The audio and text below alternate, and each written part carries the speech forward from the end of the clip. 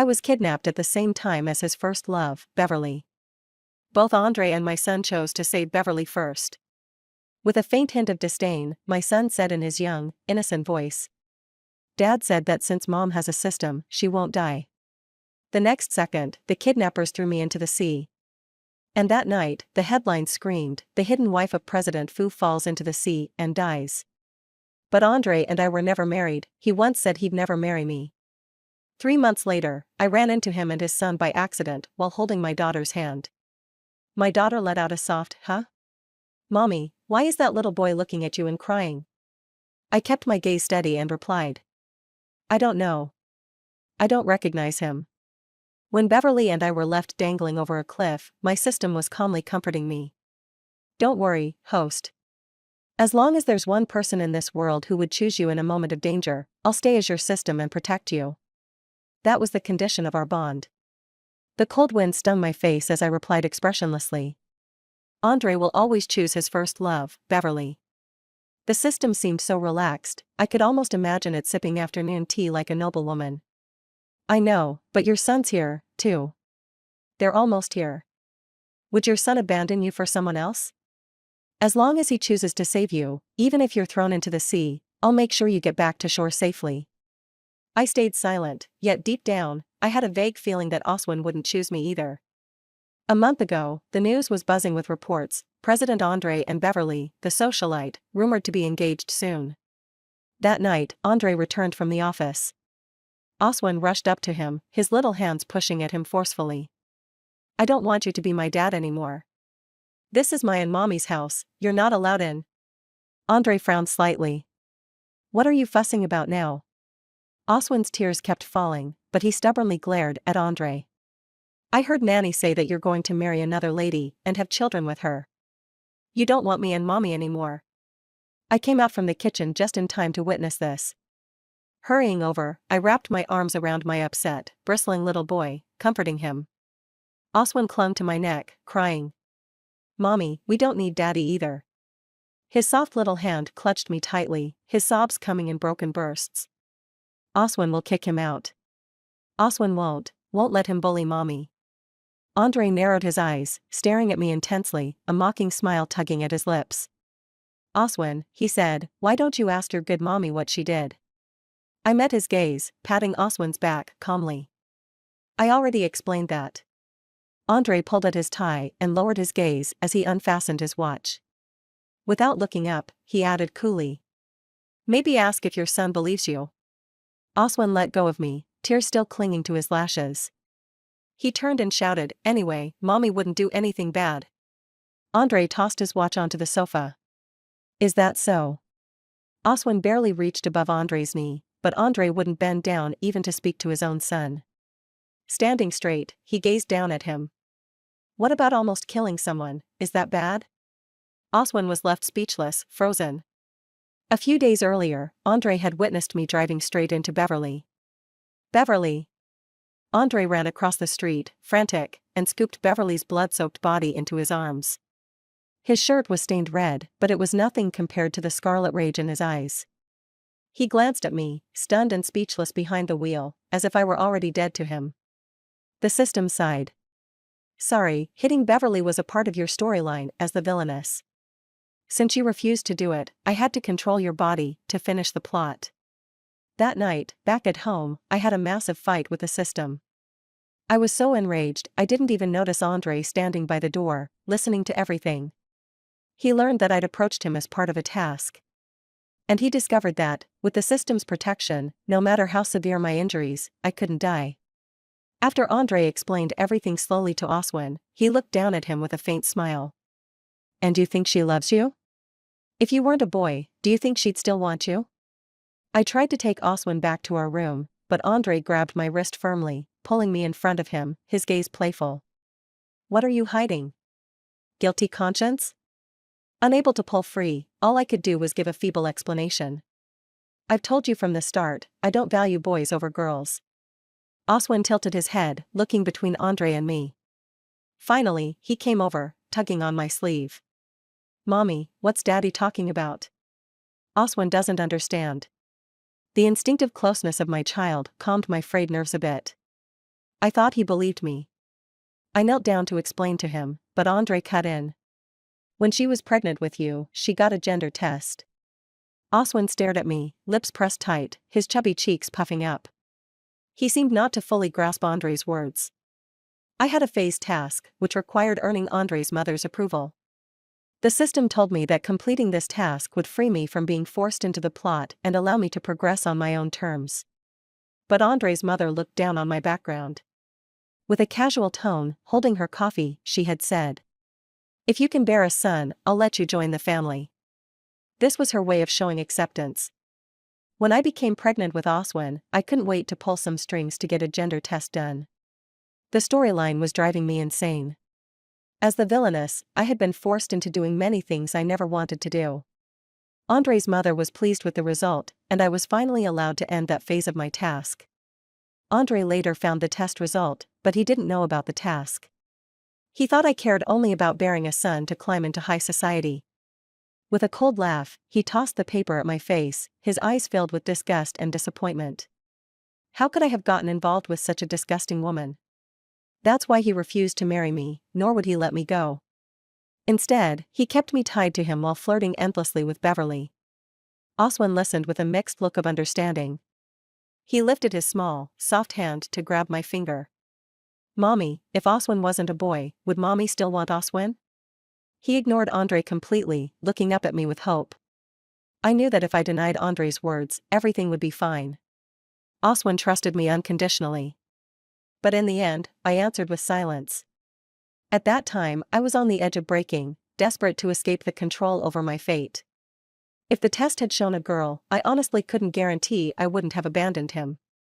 In the heavy, tense silence, the color drained from Oswin's face as he released my hand, stunned.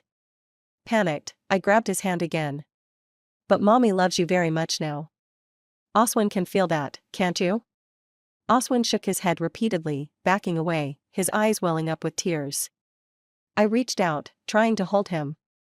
"Oswin." But when he couldn't push me away, he bit down hard on my wrist. As soon as I let go, he ran back to his room without a backward glance. I knelt on the carpet, quietly staring at the faintly bleeding bite mark. Andre sat on the sofa, coldly watching, the mockery in his eyes revealing that he had understood everything from the start. Suddenly, I couldn't take it anymore.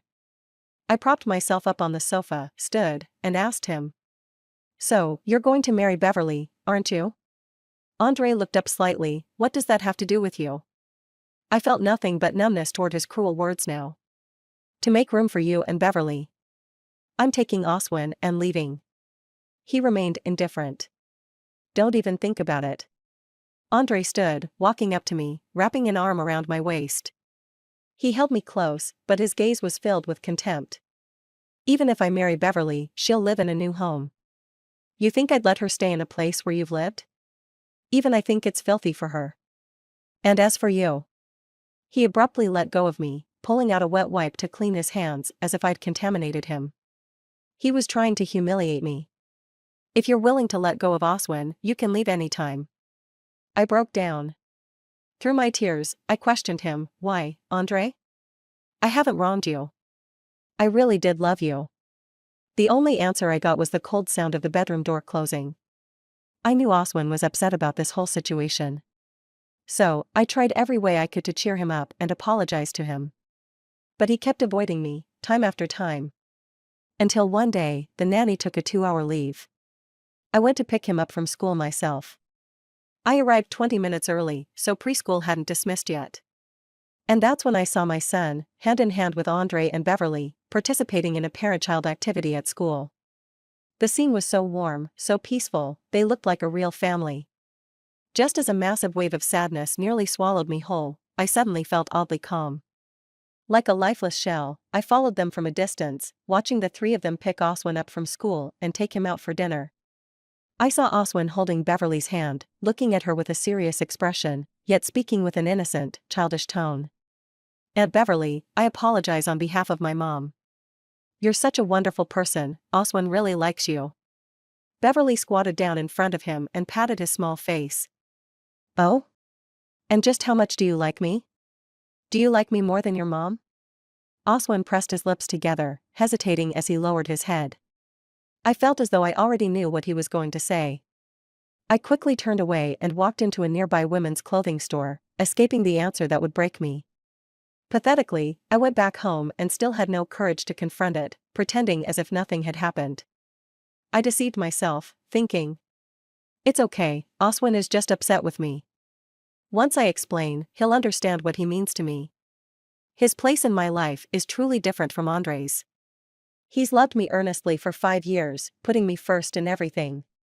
Whenever Andre would insult me, Oswin would immediately climb onto my lap, covering my ears with his small hands. Mommy doesn't have to listen. Mommy doesn't have to listen. After he turned 4, feeling that he'd grown up, he even started standing up to Andre whenever we argued.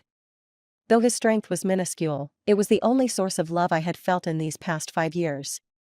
Yet, they came home with Beverly. Beverly had fainted from low blood sugar. Andre carried her back here. Oswin just glanced at me briefly before he ran anxiously after Andre. The nanny made a cup of sugar water, her hand shaky from a burn she'd gotten from the kettle. I took the cup from her and gently said, "There's burn ointment in the medicine cabinet. Go put some on, and I'll bring this up for you." She thanked me, saying, "You're so kind." But those closest to me didn't feel that way. When I entered the guest room with the sugar water, only Beverly was lying on the bed, still unconscious. I placed the cup on the bedside table. Then, the door opened behind me. "What are you doing?" I turned around and met Oswin's wary gaze. He brushed past me, knocking the cup of water aside. Then he walked to the bed and, with a light touch, lifted the blanket to cover Beverly's exposed arm. Standing with his back to me, he spoke in a cold voice I'd never heard before. "Aunt Beverly is a good person. Don't hurt her anymore. Mom, you need to apologize to Aunt Beverly. And stop being the bad person." Any thought I had of explaining myself just faded away. After that, Oswin and Beverly only grew closer. The 3 of them looked more and more like a family. During that period, I lived in a daze, slowly detaching myself from my attachment to him. Until now. I'm hanging over a cliff's edge, hearing Oswin say, "Dad, tell them to let Aunt Beverly down. After all." He glanced at me briefly, then went back to tugging on Andre's pants. "After all, Mom has the system. She won't get hurt or die anyway." I only felt an emptiness, not even sadness. The system, however, panicked. "No, no. Why would he give up on you? Aren't you his mom? Oh no, oh no. This means I have to unbind from you. When you fall, I won't be able to save you. What are we going to do?" Andre looked at me steadily. "Don't you have anything to say? Maybe, ask me to choose you?" I didn't respond, staring peacefully at the sea. It felt like I was finally getting free. Andre sneered, tugging his lips mockingly. "It's what you chose." Then he coldly ordered the kidnapper, "Let Beverly go." In the next instant, the rope tied to my wrist was cut. I fell straight into the sea. Without a single word for Andre or Oswin. And then, in my mind, I heard a familiar mechanical voice. The system's voice held no emotion, as detached as when it first told me I'd entered this world. "Host binding conditions not met. You are now abandoned in this virtual world." I plunged into the water, my body jarred by the impact. It felt like my bones were shattered.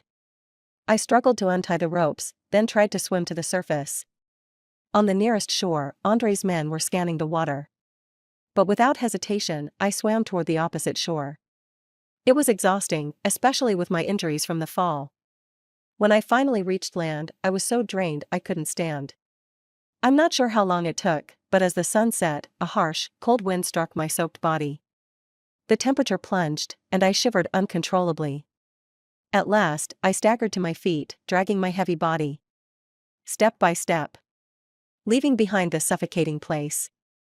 And I vowed, never to return. Just as Beverly was about to hit the ground, Andre caught her in his arms. Oswin quickly ran over to check on her. No one looked at the woman who had fallen into the water. It wasn't until Beverly was in the car, checked over by the family doctor and confirmed to be fine, that Oswin suddenly seemed to remember. Hesitantly, he tugged on Andre's sleeve. "Dad, where's Mom?"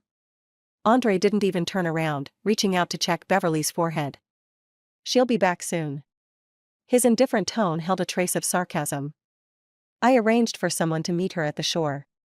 Oswin pursed his lips, feeling that too much time had passed. But Mom still hadn't come back. He stopped looking at Beverly and ran to the roadside, waiting for Cheryl. As night fell, Andre realized something was wrong. In a low voice, he called the guards and rescue team stationed on the shore. What's going on? Mr. Andre, we still haven't found Mrs. Cheryl. Andre's expression turned chaotic. Say that again. Yes, sir, don't worry, not finding a body is good news. We'll keep searching. Shut up. Andre snapped coldly. If I hear those two words again, you'll be jumping in to look for her yourself. Cheryl couldn't be dead. Andre thought these people were absurd. She had the system's protection, and just before, hanging on that cliff, she'd been so calm. No matter how many reasons he came up with to convince himself that Cheryl wouldn't die, his hands still shook uncontrollably. After half an hour, everyone returned from the shore. Without Cheryl. They stood before Andre, dripping wet and looking defeated. We're sorry, Mr. Andre. She was probably swept away by the tide. We couldn't find her body on any of the nearby beaches. Andre stood motionless, as though he hadn't heard them. Oswin, pale-faced, asked in a trembling voice. What does it mean to be swept away by the tide? It means Mom's never coming back. The person reporting changed his wording to be more gentle. In the next moment, Oswin fainted right in front of them. Oswin awoke in his own room. He remembered that he and Mom had decorated every part of this little room together. The nanny was sitting next to him, giving him water. Oswin, you're awake. She looked at him with sad, tear-stained eyes. Oswin didn't notice anything unusual. He immediately climbed out of bed and headed for his mom's bedroom. He wanted to tell her that he'd had a terrifying nightmare. He dreamed that his mom had fallen into the sea. It felt so real. Every time he had a nightmare, he'd grab his blanket and run to sleep with his mom. This time was no different. He ran to the bedroom door, his small, bare feet pattering against the floor, reaching up to turn the doorknob. Mom. The room was silent and dark. No one was there. Oswin stood dumbfounded in the doorway. The nanny came up behind him. Oswin didn't turn around, he just stared blankly into the room. Nanny Lee, where's Mom? The nanny couldn't hold back her tears and started sobbing. She's gone. Oswin continued to stand quietly. The shadows cast his figure long and thin. After a while, the hallway was empty. He finally murmured, Mom isn't dead. She just doesn't want me anymore. Late at night, I wandered aimlessly down the deserted street. I didn't know how long I walked. My body grew warmer, but I still felt unbearably cold. My mind grew foggy until I finally passed out completely. When I woke again, I was still lying there, my head throbbing.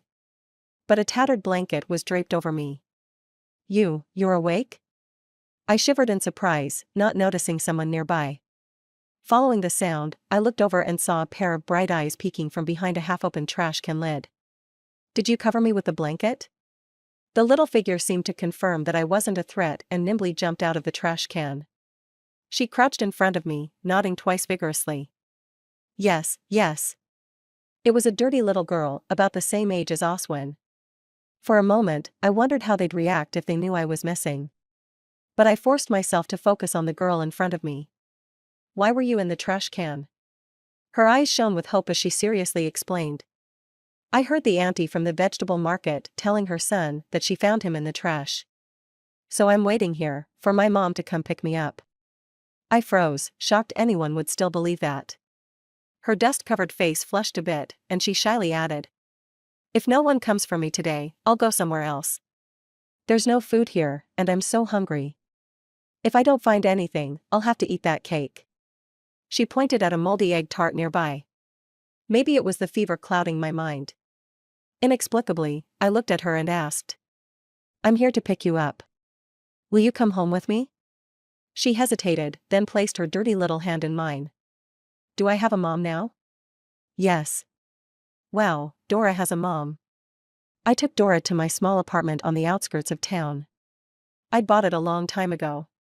Even Andre didn't know about it. It was 40 kilometers from his villa in the city. That night, a news notification popped up on my phone. I clicked on it reflexively. Obituary: CEO Andre's secret wife tragically dies in a boating accident. I laughed at the word secret. He'd once said he'd never marry someone like me. After officially adopting Dora, we lived there peacefully for 3 months. Then one day, while I was in the city updating her paperwork, I ran into Andre and Oswin. Both of their faces changed. I only paused for a moment, then calmly looked away and led Dora in the opposite direction. Dora tilted her head, gently tugging my hand. "Mom, why is that boy watching you and crying?" I didn't look back, my voice as neutral as if I were talking about a stranger. "I don't know. I don't know them." Suddenly, Oswin began to cry loudly. He didn't say a word, just stood there and sobbed. Andre, however, called after me in a hoarse voice. "Cheryl. Are you really going to leave him here, crying his heart out?" I paused. Then I heard Oswin stifle his cries immediately. His voice broke as he pleaded with Andre. "Dad, Oswin isn't crying, please take Oswin home, Oswin wants to go home." I figured Oswin didn't want to see me either. I quickened my pace as I left. The paperwork took some time to complete, so Dora and I stayed in the small apartment. One afternoon, after I'd finally gotten her to sleep, a call came from an unknown number. I stepped out to the balcony to answer. "It's me." It was Andre. I wasn't surprised he'd tracked down my new number so quickly. "Was faking your death amusing, Cheryl? Watching everyone panic, feeling sad and crying for you, does that make you proud?" His voice turned cold. "Aren't you planning on coming home?" I gazed into the distance and softly asked. "How do you know I was faking? What if I almost died?" He laughed. "How could you die? Doesn't that thing always protect you? The system and I are unbound. It's gone for good. Because no one in this world chooses me. So it didn't choose me either." I told him how I almost died in the sea, and then again on the roadside. So why would I ever come back? After a long pause, Andre spoke in a low voice. "Cheryl, you must come back. Oswin is sick." I replied flatly, "You can hire the best doctors for him. He's depressed." Today, Oswin was diagnosed with severe depression. I rushed to Andre's house, and as I opened the door, I heard Oswin's voice. "More dessert, please." He sounded cheerful. I stood at the entrance and gave a cold smirk. So much for depression, just an excuse to get me back. I was about to turn and leave when I heard them speak again. "Oswin, you haven't eaten much lately. Eating so much all at once is hard on your stomach." "It's okay, Nanny. I need to eat a lot so I won't be sick anymore, then maybe Dad will let me sneak a look at Mom." The nanny sighed. "I also heard Miss Cheryl was alive. Why would you have to sneak around to see her?" Nearly half a minute of silence passed. Oswin's voice softened, void of emotion, as if stating a fact. "Mom won't come back. She doesn't want me and Dad anymore. She'd be unhappy to see me. I don't want Mom to be unhappy, so I'll just sneak a peek from a distance." I stood there, my eyes stinging with emotion. Once I composed myself, I pushed open the door and walked in. "Miss Cheryl. You're back?" Oswin immediately looked up from the table, his eyes widening in disbelief. We hadn't seen each other for 3 months, and even I felt a bit awkward. He jumped down from his chair and approached me. "Mom." He looked up, his chapped lips moving but not saying anything. Just then, Andre came down from his study upstairs, giving me a quick once-over. "You came like this?" I looked him in the eye. "What's wrong with that?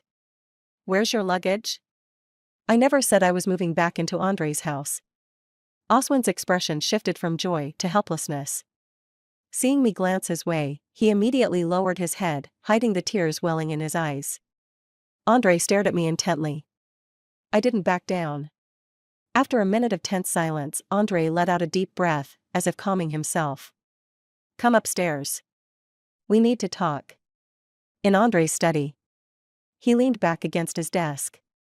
"Today's the first time this month that Oswin finished a whole bowl of food," he said, looking down at me with dark eyes. "Are you staying away because you want to watch him die?" I thought for a moment. I could take him to stay with me for a while to help him. For a while? Andre looked at me. What do you mean? I mean, once he's better, I'll bring him back. He smirked slightly, about to say something when I interrupted him. What? About to call me heartless? Aren't you the ones who abandoned me, who left me to die? Andre's expression darkened, and he pressed his lips together, staring at me. After a day of highs and lows, I was exhausted, too tired to argue anymore. I took his silence as acceptance of my decision, grabbed my bag, and turned to leave. We didn't, Andre said. Oswin and I. We both just thought you wouldn't die. I smiled. Yes, because I won't die, I'm expected to risk my life over and over. Andre stayed silent. I went downstairs from the study and saw Oswin sitting upright on the couch, a tear just barely hanging from his lashes. Mom. He looked up at me with an eager smile. I never really knew how to face him, so I tried to keep things calm. Oswin, do you want to come stay with Mom for a while? He clenched his little fists on his lap, then nervously let go. Can I? I nodded. He hesitated, reaching out for my hand but then pulling back. Oswin would like that. After the nanny packed his bags, I took him with me. There were 2 small single beds in the guest room of my place, just enough for 2 little ones to get along peacefully. I tucked them in, turned off the light, and was about to leave when Dora called out to me. Mom, can Dora sleep with you? Dora's afraid of the dark. For the past 3 months, Dora had been sleeping with me. Without thinking much, I went over, picked her up, and carried her out. Of course, Mommy will hold Dora. Oswin was too quiet. I only noticed when I was about to turn off the light, he was lying obediently under the blanket, blinking at me and Dora. I suddenly remembered that he was also a little afraid of the dark. I hesitated and asked softly, Oswin, are you still afraid of the dark? He gave a small smile, clutching his teddy bear tighter. Oswin has the teddy bear Mom got him, so I'm not scared. I didn't press further, turned off the light, and left with Dora. Later, I took out a new storybook I'd bought that day and read softly to Dora, patting her back until she drifted off to sleep. In the middle of the night, I woke up feeling thirsty and went to the kitchen for water. When I opened the door, I was startled. Oswin was curled up in his blanket, fast asleep at my bedroom door. I quickly scooped him up and carried him back to the guest room. He stirred, half opening his eyes before wrapping his arms around my neck, still half asleep. He nuzzled into my neck and mumbled with a soft smile, so nice. In my dream, Mom belongs only to me. I silently placed him back in bed, touched his forehead and stomach to check his temperature, and then looked down at his face, a face that reminded me so much of Andre. I could never forget the things he said on the cliff's edge. But somehow, Oswin always found a way to touch my softest spot. I could be cold toward Andre, but it was always hard to steel my heart against Oswin. I'd been meaning to have an open talk with Oswin about his depression. But Andre said the doctor advised against mentioning it directly, as it could upset him. I wasn't sure how to approach this new Oswin. He was so different, so overly obedient that he reminded me of an abandoned cat. In those first few days, he would do everything he could to please me, even things he wasn't supposed to do. If he accidentally dropped some crumbs while snacking on the couch or carpet, he'd pick each piece up with his little fingers, and the next time, he'd eat even more carefully, holding his other hand under his mouth to catch any crumbs.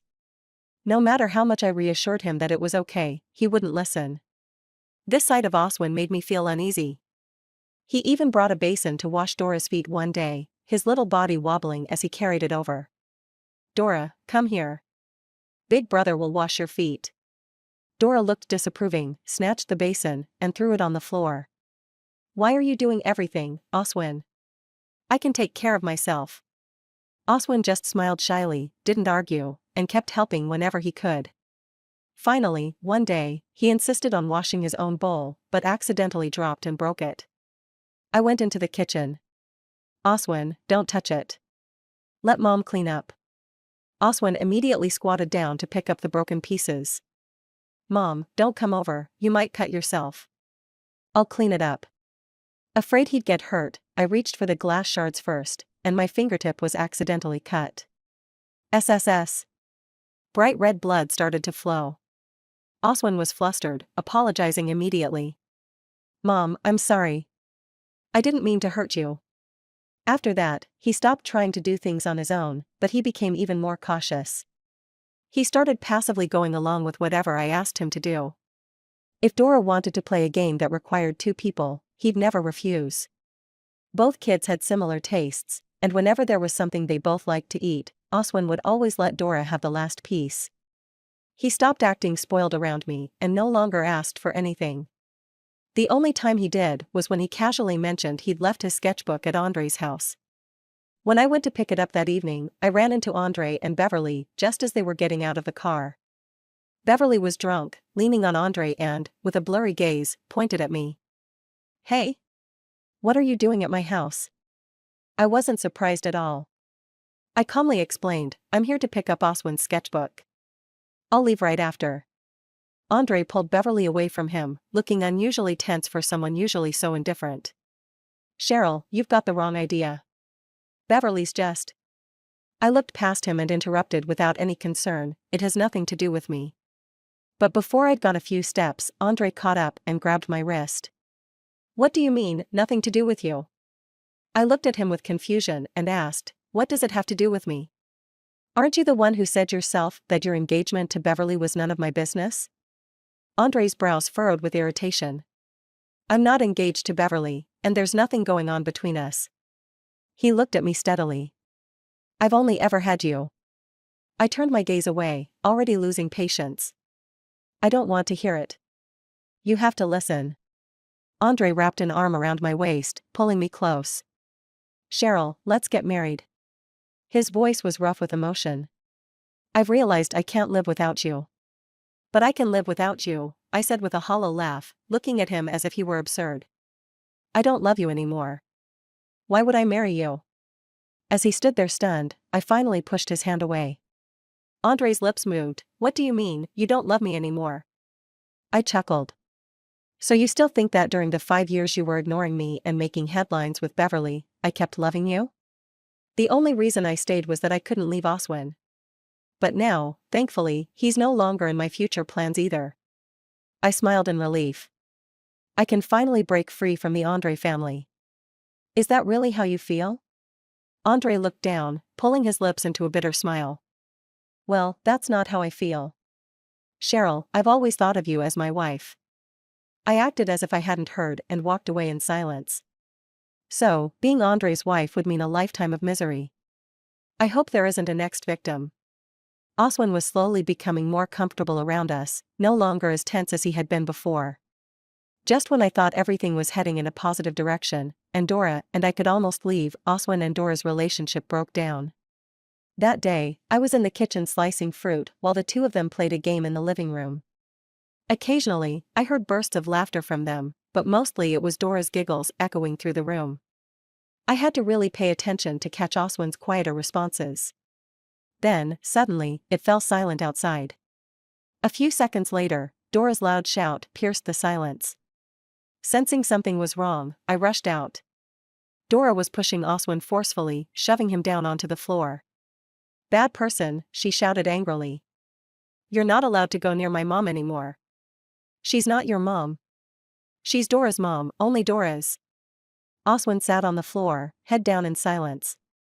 I moved toward him to help him up, but Dora grabbed my hand tightly. "Mom, don't go near him. He's a bad kid, he'll hurt you."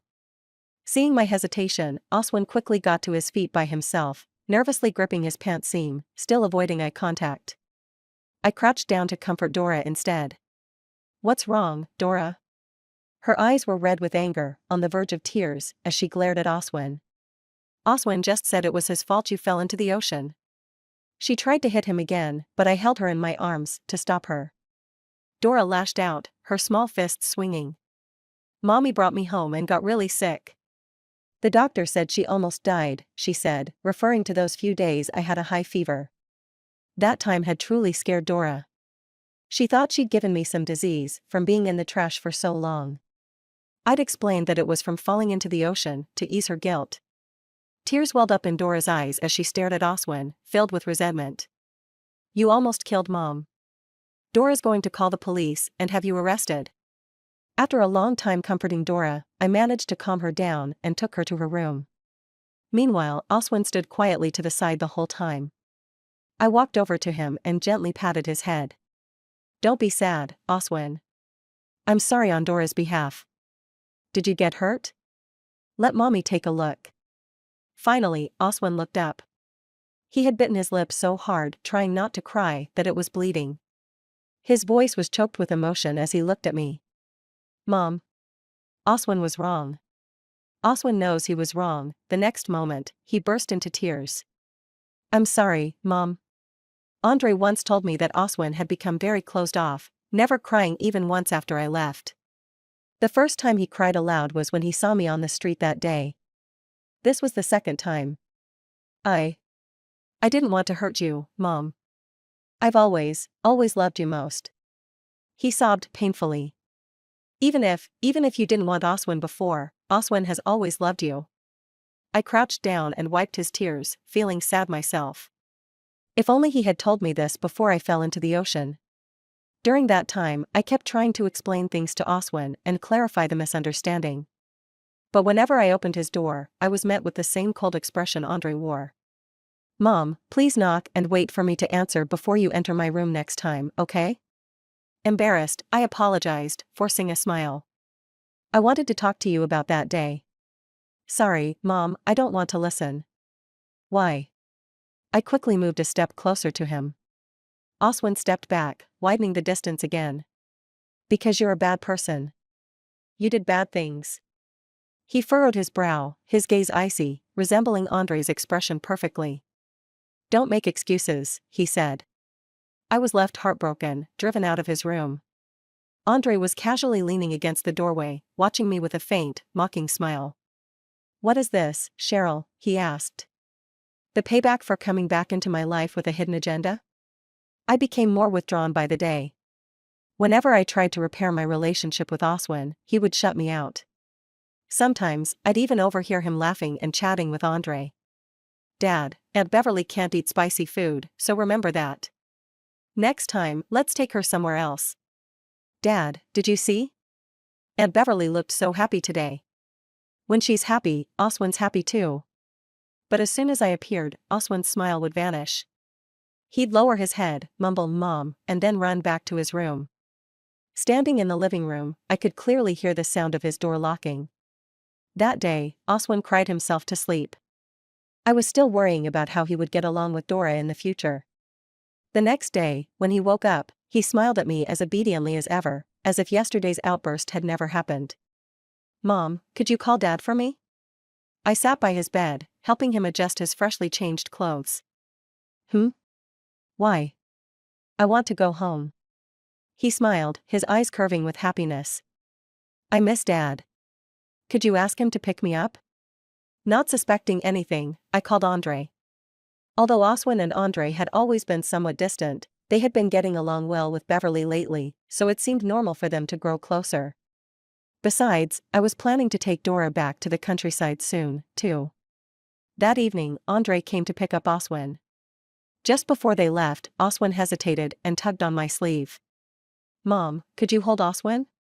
He held his arms up, reaching for me. I paused, but eventually hugged him tightly. I didn't know what to say to him. My feelings toward Oswin were complicated. I was still happy for him, hurt for him, wishing him health and safety, but I didn't want to live with him anymore. We both knew we couldn't move past what had happened. Whenever we were together, I had to pretend to be unaffected, and he had to hide his guilt and regret. Oswin clung to me softly. Mom, I'm sorry. I thought about his depression, gently patting his back and, for once, told him a small lie.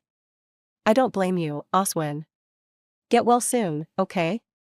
He nodded firmly, beaming. I will. I won't make Dad and Mom worry anymore. After Oswin got into the car, Andre slowly approached me. Are you really leaving? He asked. I nodded. Cheryl, if I'd chosen you that day, would things be different now? His deep eyes held a mixture of emotions. In a soft voice, he said, I keep dreaming of that day, dreaming I saved you, and I explained everything about Beverly.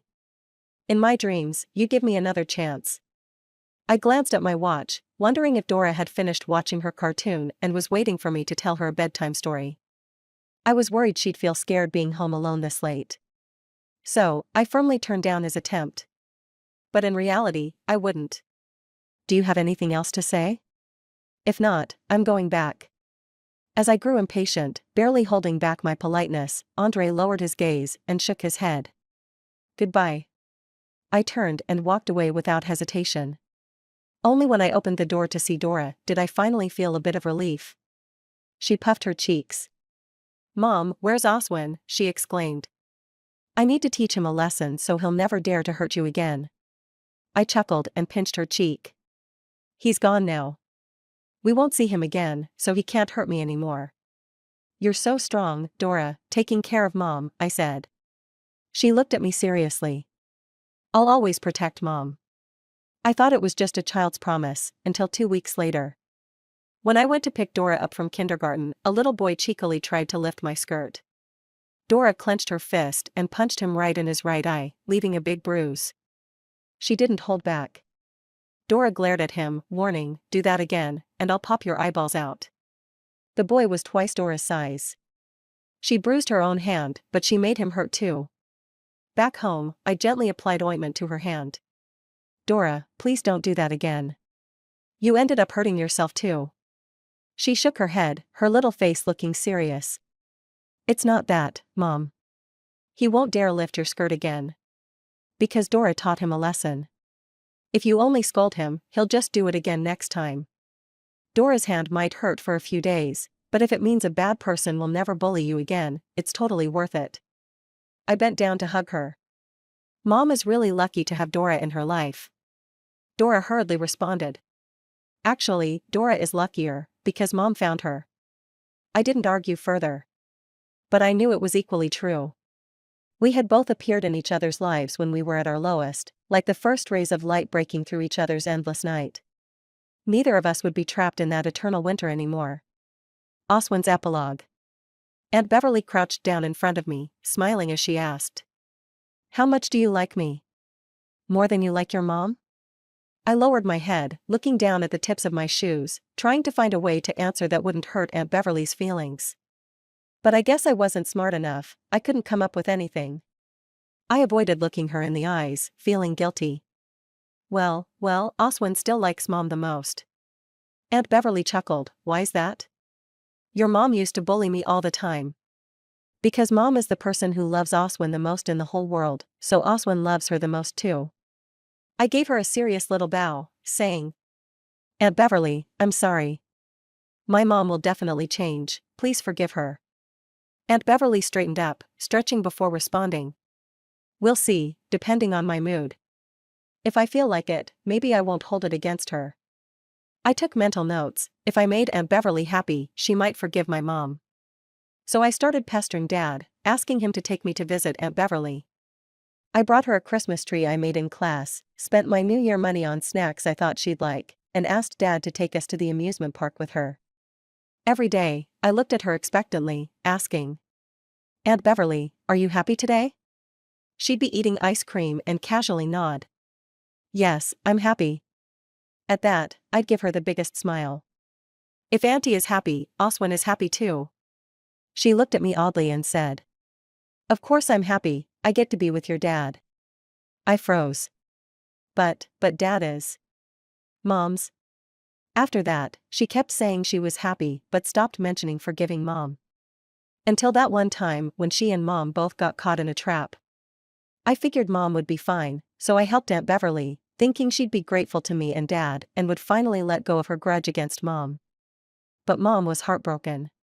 She was upset that I didn't choose her, and then she didn't want to come back from the sea. I always believed that Mom wasn't really gone, so I held back my tears. But later, when I finally saw her again, I couldn't stop myself from feeling sad. I started crying but didn't dare run over to hug her. She just glanced briefly at me and Dad, like she was looking at strangers.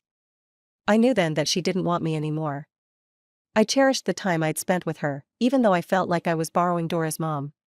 So I helped around the house and avoided causing her any trouble, hoping that if I was good enough, both Mom and Dora would accept me.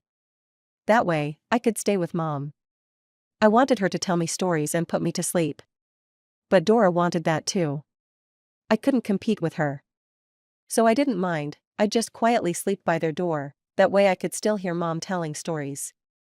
Inside, I could hear Mom's gentle voice. Dora, it's time to sleep. Be a good girl and go to sleep. I hugged the teddy bear Mom gave me, curled up in my blanket on the floor, and pretended I heard her saying, Oswin, it's time to sleep. Listening to Mom tell stories like that made it easier to dream about her.